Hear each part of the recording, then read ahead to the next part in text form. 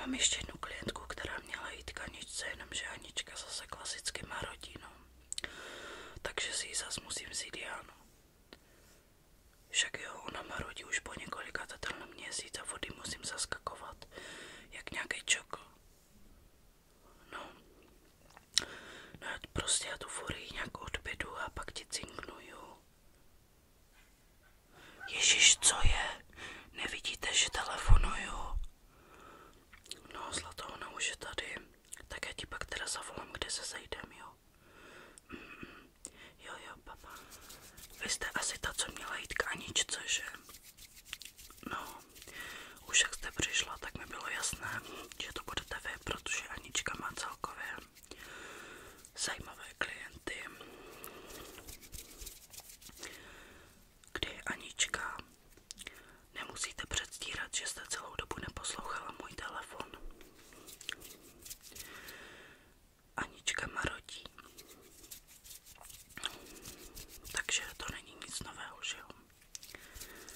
Jelikož jsem to místo Aničky a ujmu se vás já, bohužel, tak vás předem upozorňuju, že já se s váma mazlit nebudu. Potřebuju ten make-up udělat velmi rychle, protože můj přítel na mě čeká a jenom kvůli vám to musím prodloužit. No. Jak se jmenuju?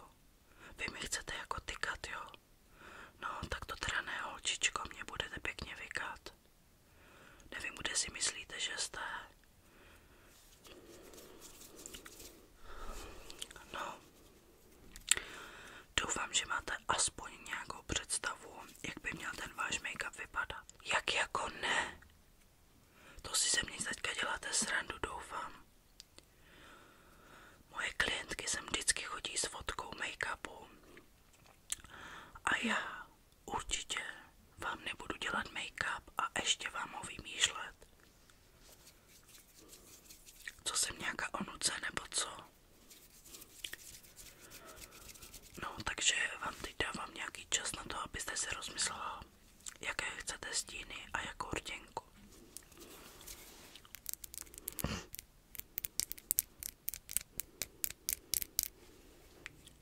Takže zelená, jo. No. Arty. Červená. No, dobrý, no. A na jakou událost ten make-up bude? Na ples. A jakou máte barvu šatu? Zelenou. No, tak chápu, že máte asi ráda cosplay na Shreka, no jo, no. I takový lidi se rodí. Já jsem si hned říkala, že asi nebudete nejostřejší štuška v penále, že jo? Paní, pokud jste se přišla hádat, tak dveře jsou tamhle a můžete okamžitě vypadnout. No, si myslím.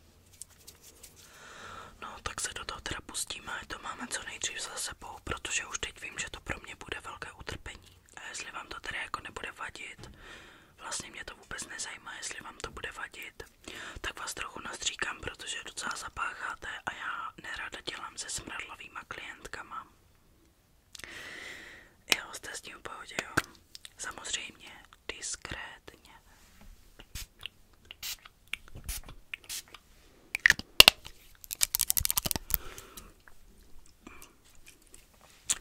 No, hned je to o něco lepší. Takže ještě než se pustíme do make-upu, tak vás musím odlíčit. Protože to, co máte na sobě, ten make-up, to je něco strašného. Dám vám na obličej ty nejlevnější vatové tamponky, protože se jich potřebujeme zbavit, protože jsou velmi nekvalitní. A pro vás je to ideál.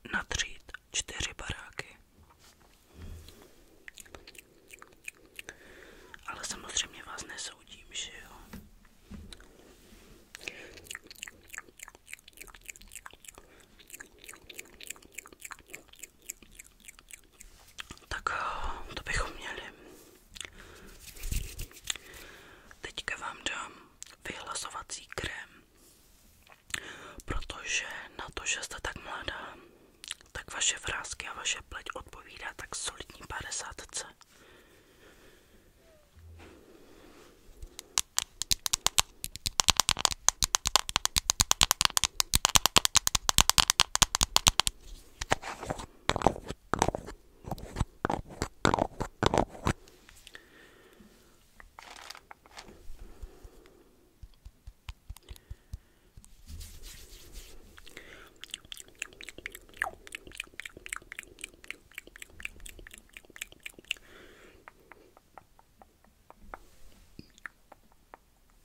Pořádně ten krém zapracujeme do pleti, protože hádám, že na plese asi nechcete vypadat, jako kdybyste byla 10 let v důchodě, že jo? Je mi to jasné.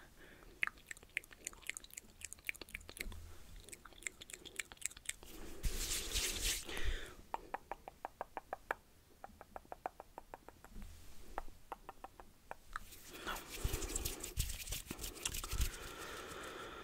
Tak jo teda. Takže teď vám dám make-up, ale už dopředu vám říkám, že máte docela tlustý obličej, takže si potom u pokladny budete muset připlatit za větší spotřebu.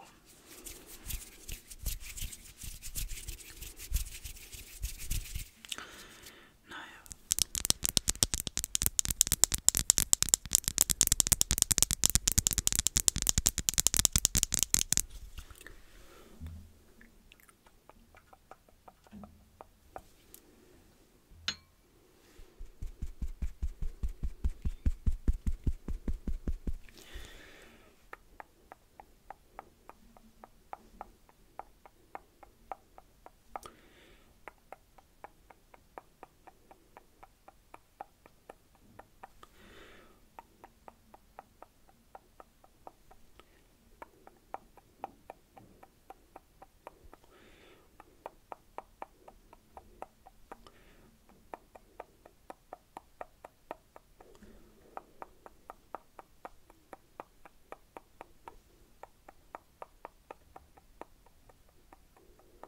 No, takže teď vám dám korektor, protože máte strašně velké kruhy pod očima a je vidět, že toho asi moc nenaspíte.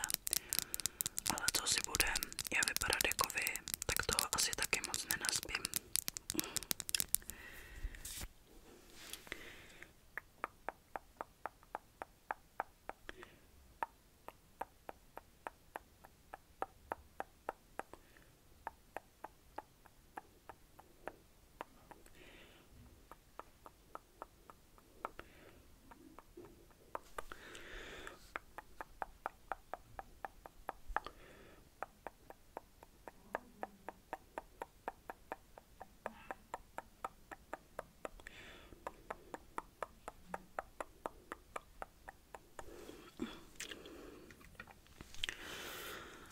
Tak jo, vrhneme se na kontury. Jelikož jsem vám už říkala, že máte velmi tlustý obličej, tak ho potřebujeme trošku zúžit.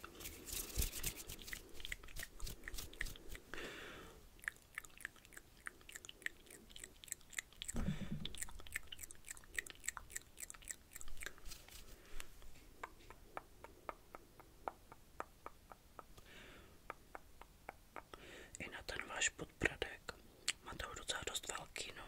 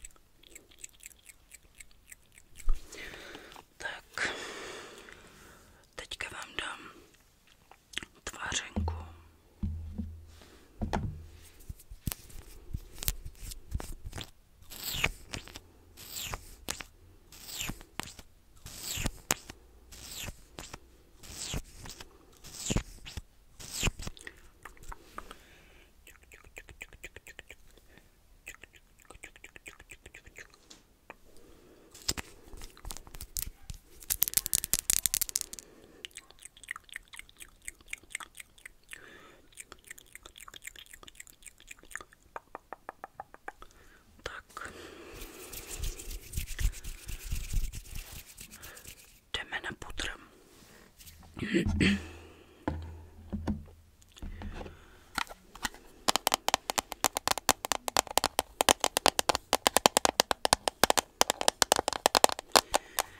můžete vidět, je tady napsané Fit Me, ale vy moc nefitujete.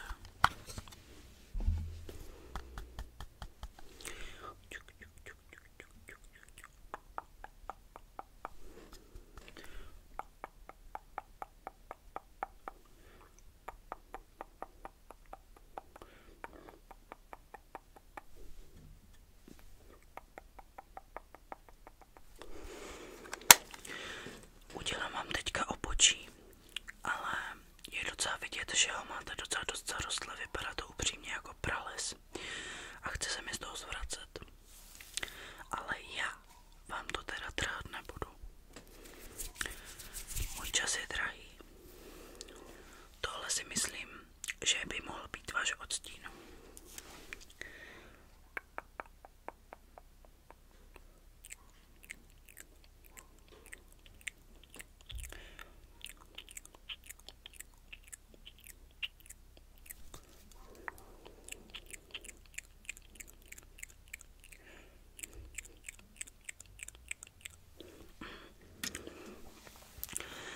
Už se blížíme do finiše konečně. No, takže teda ty stíny chcete teda zelené, jo? No, dobrý, no. A s kým jdete na ten ples? S kamarády, jo? No jo, no, každý Šrek potřebuje svého oslíka, že jo? Která barva by se vám líbila nejvíc? Tahle, jo? Tahle. No, dobrý. A chcete tam teda tady ty třepetky, jo? Dobrý, no. A máte přítele? No, se ani nedivím. Jo, jo. Kdyby vás zajímalo, tak já ho teda mám. Protože jsem prostě úžasná.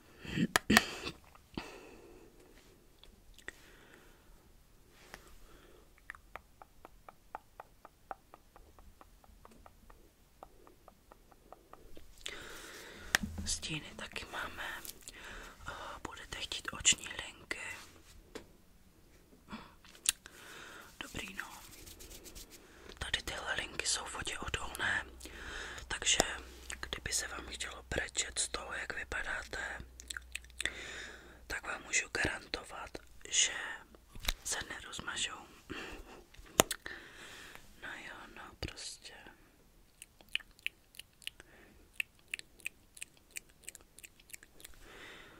Tak. Teď vám dám řasenku a předem vás upozorňuju, že jestli jenom jednou mrknete, tak mě opravdu velmi vytočíte. Takže to ani nezkoušejte.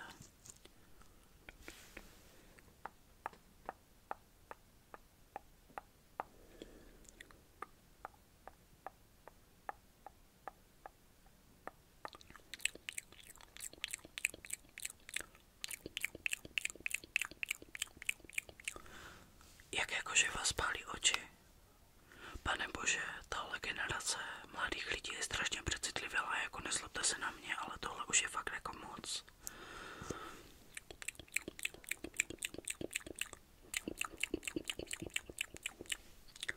No, vidíte, že jste to nakonec přežila.